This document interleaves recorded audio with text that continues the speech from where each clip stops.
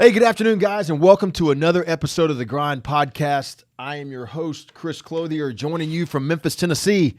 Thank you very much for tuning in today. For those of you that have been with us from the beginning, I really appreciate all the support. For everybody that is liking and sharing and even joining the newsletter and getting the newsletter and the updates that we send every week, Kent Senior's executive letter that comes out every other Sunday, my podcast, for all the support. Thank you very much. We really, really appreciate it. I wanted to jump in this week and kind of change. We're going to change, not tactics. We're going to change, kind of direction just a little bit today because I've been getting a lot of questions through emails and through comments and even just I've had some phone calls here recently with some interested investors, and there seems to be a recurring theme that I thought I really needed to jump in and handle here today, or at least address on the podcast and try and give some answers.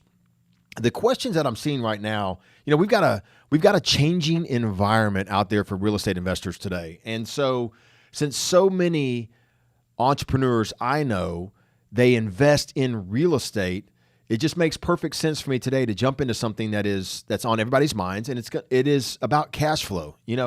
As we enter into 2022, all of us can see that there is a changing landscape out there for real estate.